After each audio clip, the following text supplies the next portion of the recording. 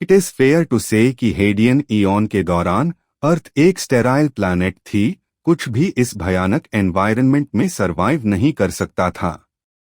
लेकिन अगर हम टाइम को फास्ट फॉरवर्ड करें, करीब 500 मिलियन ईयर्स बाद, जब लेट हैवी बॉम्बार्डमेंट खत्म हो गया, तब हमें प्रोकैरियोटिक लाइफ के एविडेंस मिलते हैं, जैसे बैक्टीरिया और ब्लू ग्रीन एल्गी।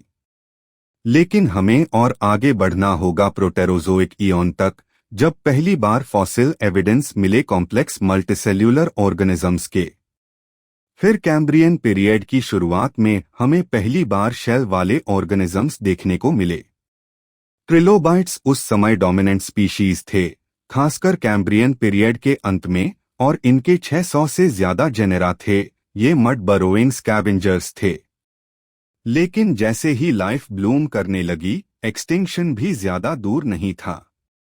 नेचर ने कई बार लाइफ को एक्सटिंक्शन के एज पर ला दिया, जैसे क्रिटेशियस पेलियोजीन एक्सटिंक्शन इवेंट, जिसने डायनासोर्स को खत्म कर दिया था। लेकिन लाइफ ने हमेशा एक रास्ता निकाल ही लिया, लाइफ फाइंड्स अ वे।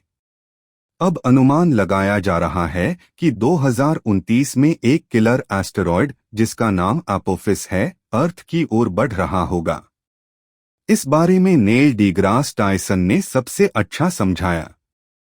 एक एस्टेरॉयड आ रहा है और 2029 में 13 अप्रैल को, जो फ्राइडे भी होगा, यह पृथ्वी के करीब से गुजरेगा, इतना करीब कि हमारे ऑर्बिटिंग कम्युनिकेशन सैटेलाइट्स से भी पास होगा।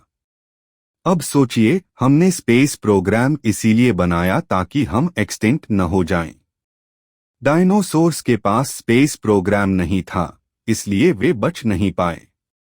क्या हम गैलेक्सी में एलियंस के लिए मजाक बनना चाहेंगे अगर उन्हें पता चले कि हमारे पास टेक्नोलॉजी थी एस्टेरॉयड को डिफ्लेक्ट करने की, लेकिन हमने फंडिंग और शॉर्ट साइटेडनेस की वजह से कुछ नहीं किया? लेकिन सिर्फ किलर एस्टेरॉयड्स ही नहीं, और भी कॉस्मिक थ्रेट्स हैं, जैसे गैम्मा रे बर्स्ट्स। ये यूनिवर्स की सबसे पावरफुल इवेंट्स में से एक हैं। अगर एक गैम्मा रे बर्स्ट सीधा अर्थ पर आ जाए, तो यह हमारी ओजोन लेयर को नष्ट कर सकता है, जिससे मास एक्सटिंक्शन हो सकता है। पर इससे भी डरावनी चीज है रोग ब्लैक होल। साइंटिस्ट्स का अनुमान है कि हमारी मिल्की वे गैलेक्सी में करीब 100 मिलियन ब्लैक होल्स हैं। अगर कोई रोग ब्लैक होल हमारे सोलर सिस्टम की तरफ आ जाए, तो यह बहुत ही विनाशकारी होगा। एक छोटा ब्लैक होल, जो मरकरी से भी छोटा हो, पूरे सोलर सिस्टम को तबाह कर सकता है, क्योंकि उसकी मास जुपिटर से कई हजार गुना ज्यादा होगी।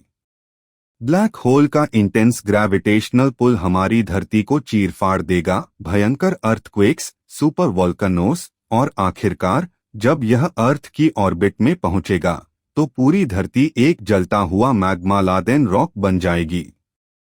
लेकिन यूनिवर्स में इससे भी ज्यादा खतरनाक चीज हो सकती है वैक्यूम डीके।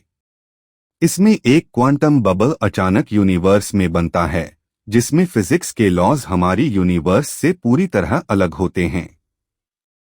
यह बबल स्पीड ऑफ लाइट से फैलता है, और इसके रास्ते में आने वाली हर चीज, प्लैनेट्स, स्टार्स, गैलेक्सीज, सब खत्म हो जाते हैं।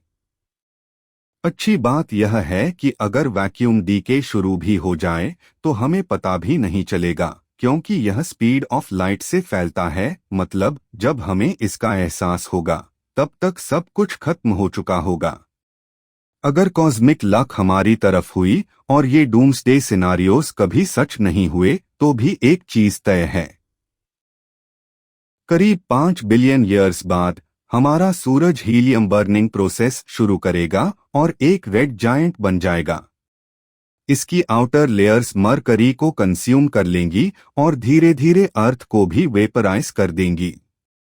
और इसी के साथ जीवन का 9 बिलियन ईयर का सफर हमेशा के लिए खत्म हो जाएगा। हे दोस्तों, अगर आपको ये वीडियो पसंद आया तो एक लाइक जरूर कर दे। और हाँ, चैनल को सब्सक्राइब करके बेल आइकन दबा दीजिए ताकि आपको मिल सके नए वीडियोस के अपडेट्स सबसे पहले। अपनी राय कमेंट सेक्शन में शेयर करें, हमें आपके फीडबैक का इंतजार रहेगा। आपका सपोर्ट हमें और भी अच्छा कंटेंट बनाने के लिए मोटिवेट करता है। मिलते हैं नेक्स्ट वीडियो में।